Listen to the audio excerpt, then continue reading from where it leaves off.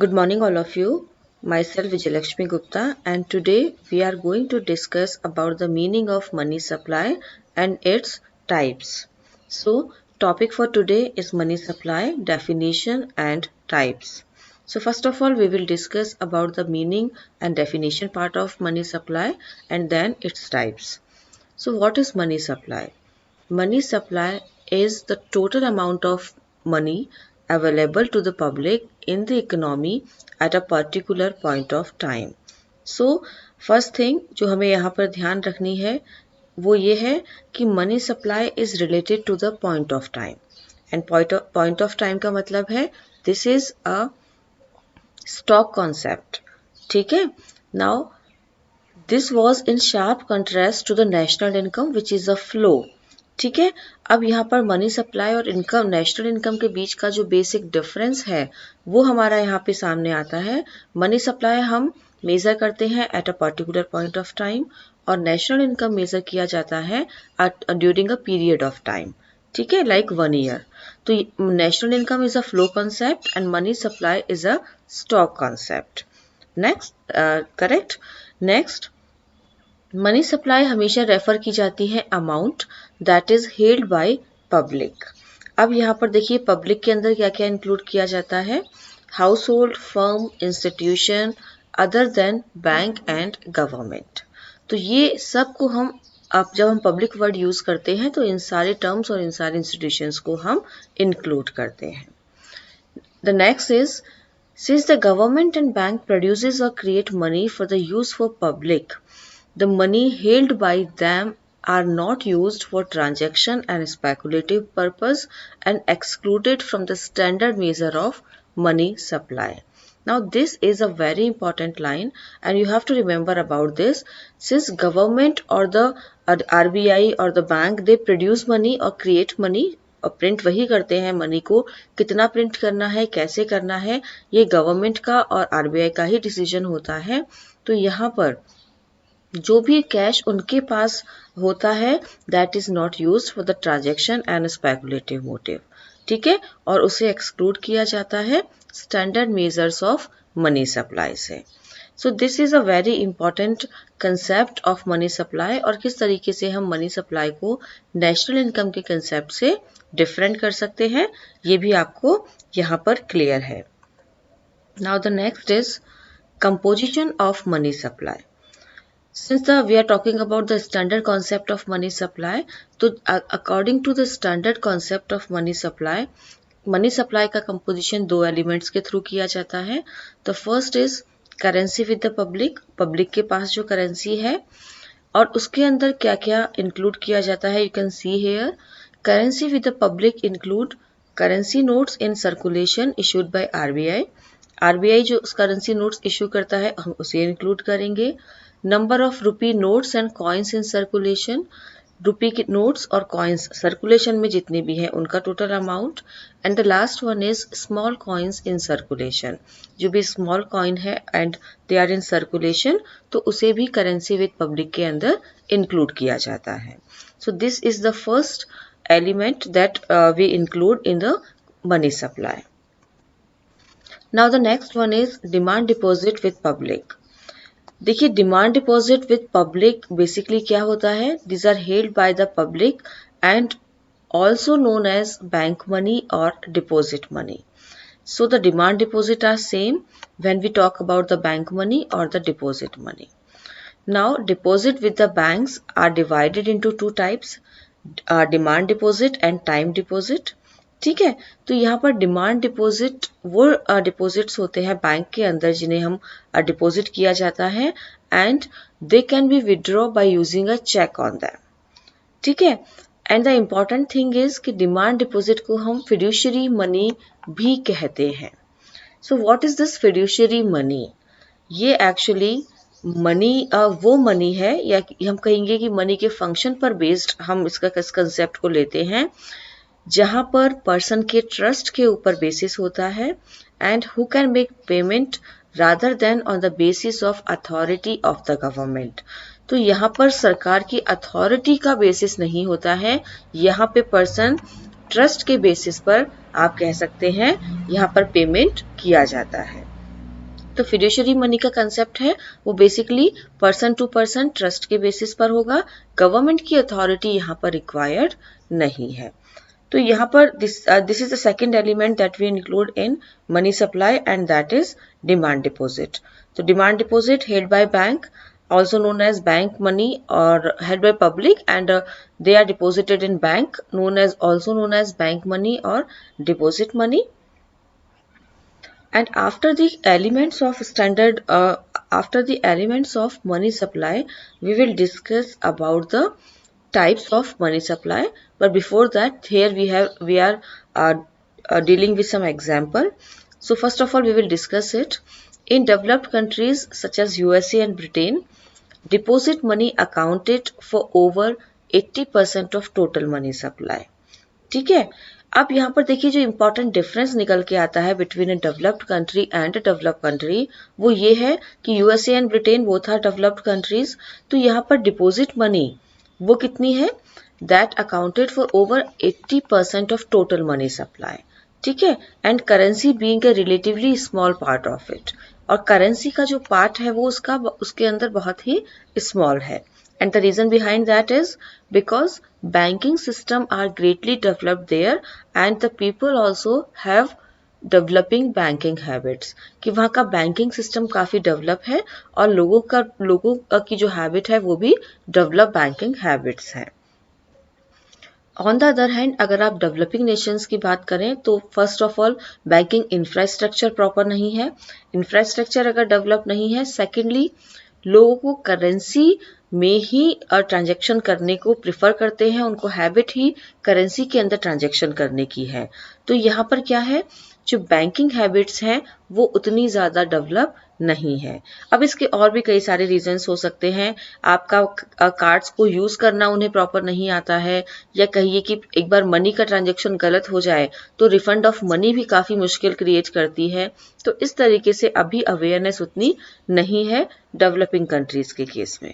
ठीक है, अब यहाँ पर देखो, इंडिया में after 50 year of independence and economic development, money supply का बैंक डिपॉजिट्स के अंदर जो प्रपोर्शन है, बैंक डिपॉजिट्स का मनी सप्लाई के अंदर जो प्रपोर्शन है that is around 50%। So it is not a bad figure अगर हम देखें तो, और रिसेंटली कुछ ईयर्स के अंदर तो ये जो आपकी बैंकिंग हैबिट्स हैं इनके अंदर काफ़ी चेंज आया है। So this is a comparison between a develop और डेवलपिंग नेशंस कि किस तरीके से मनी सप्लाई डिफर करती है दोनों इकोनॉमीज के अंदर। Now this is the 4 measures of money supply. हम लोग 4 मेजर्स के अंदर डिवाइड करते हैं मनी सप्लाई को, और देखिए यहाँ पर इन अप्रैल 1977 आरबीआई ने 4 कंसेप्ट ऑफ मनी सप्लाई को अडेप्ट किया था, और इन्हीं को हम लोग बोलते हैं मेजरमेंट ऑफ मनी सप्लाई, यानी 4 measures of money supply. One by one we are going to discuss about them in detail. First is M1 और इसे बोला जाता है नैरो मनी। ठीक है, नाउ द नैरो मनी और M1 consist C, that is your currency with the public, DD, demand deposit with the public in commercial or cooperative banks, OD is other deposit that is held by public with RBI. So the M1 है जो आपका narrow money concept है, ये 3 element से मिलकर बनता है, currency, demand deposit and other deposits. So this is the first measurement of money supply. Now the money supply is the most liquid measure of money supply, as the money include it can be used as a medium of exchange.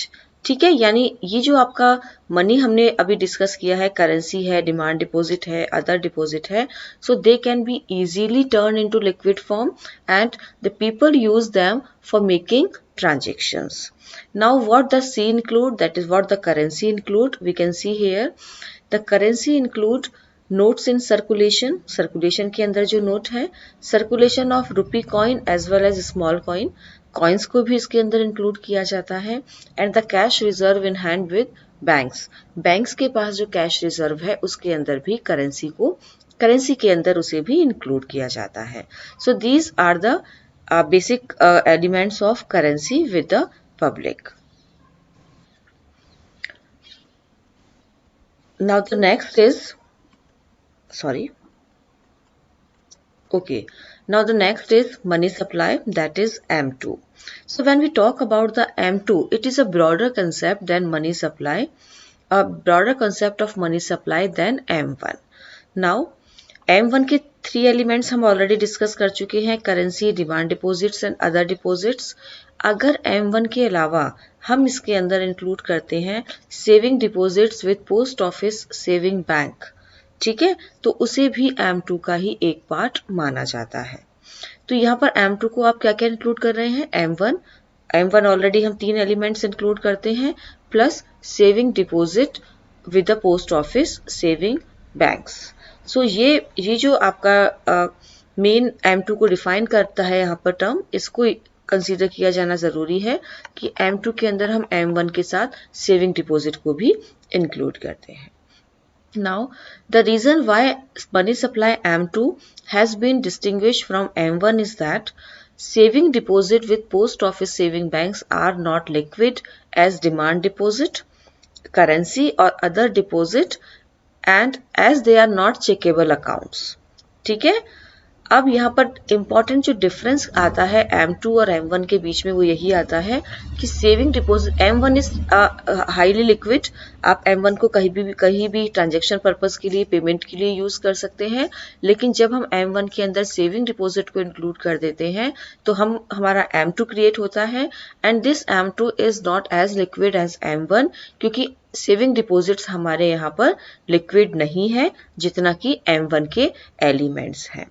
ठीक है, so this is about the money supply M2. Now the next is money supply M3, और we can say broad money. Now M3 is a broader concept of money supply, और इसे broad money भी कहते हैं हम.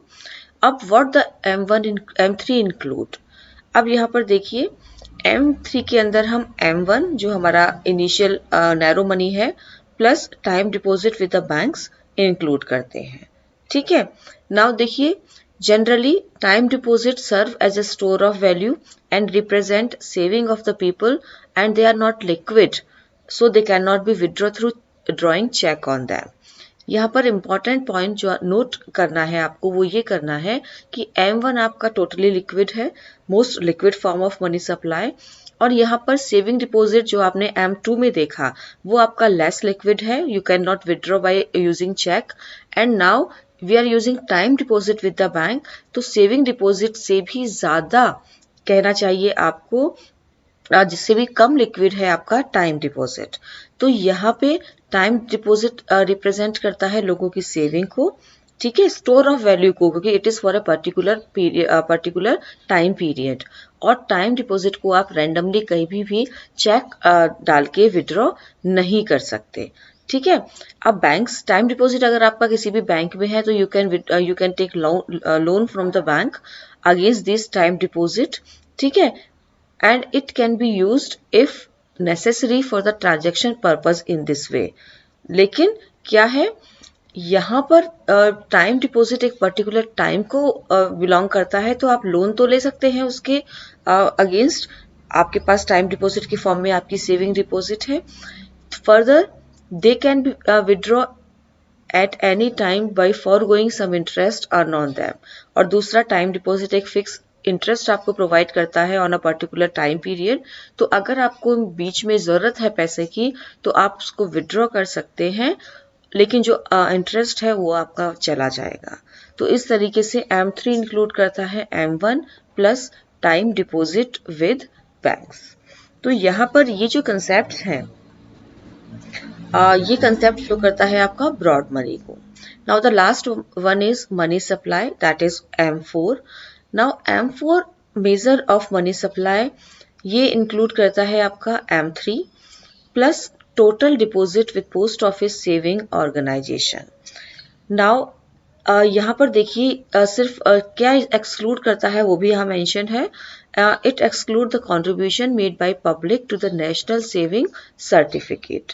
National saving certificate को ये exclude करता है, लेकिन M3 यानी आपका broad money plus total deposit with post office saving organisation M4 include करता है.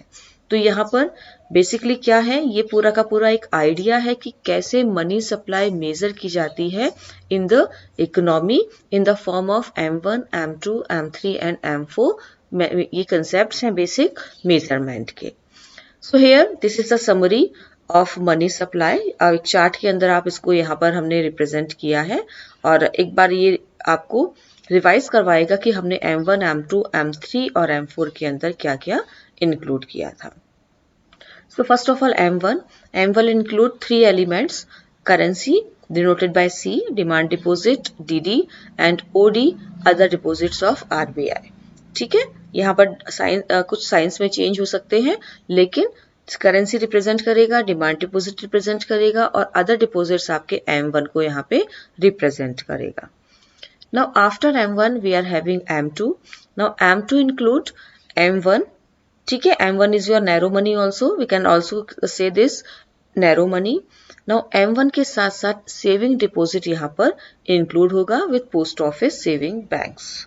ठीक है, now M1 is highly liquid but the saving deposits are not as liquid as M1। तो जो ये बेसिक डिफरेंस है M1 और M2 का वो यही है। Now the next is M3।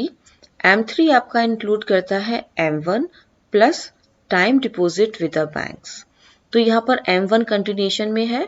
M1 आपका क्या है, नैरो मनी, और M1 के साथ साथ हम यहाँ पर टाइम डिपॉजिट को यूज करते हैं बैंक के साथ। तो यहाँ पर जब टाइम डिपॉजिट को यूज करते हैं तो यहाँ पर देखिए सेविंग डिपॉजिट से भी कम लिक्विड होते हैं आपके time deposit with the bank, और एक पर्टिकुलर टाइम पीरियड पर ही इनको ये मैच्योरिटी गेन करते हैं। In case if you need money in the middle of the time, तो आपको जो इंटरेस्ट मिलने वाला है इस पर वो नहीं मिलेगा। तो यहाँ पर ये जो कंसेप्ट है आपका टाइम डिपॉजिट का, ये बेसिकली पीपल की सेविंग को शो करता है। लोग एक टाइम पीरियड के लिए अपना पैसा जमा करवाते हैं बैंक के अंदर। तो M3 मनी सप्लाई का मेजरमेंट क्या क्या इंक्लूड करेगा, M1 plus time deposit with banks. Now the last is M4. This is M4. M4 will include M3 plus total deposit of post office saving organization। तो ये national saving certificate को exclude करता है, और क्या include कर रहा है ये यहाँ पे, total deposit of post office saving organisation. तो M3 के साथ साथ ये यहाँ पर टोटल डिपॉजिट्स को भी इंक्लूड करता है। ठीक है, so M3 this is your broad concept of money. तो यहाँ पर ये M3 हो गया और टोटल डिपॉजिट्स इंक्लूड हो गया।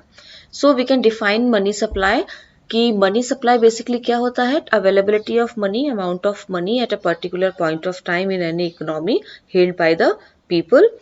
और जो मनी सप्लाई को मेजर किया जाता है वो इन 4 कॉन्सेप्ट्स के अंदर मेजर किया जाता है। These are the basic concepts of money supply.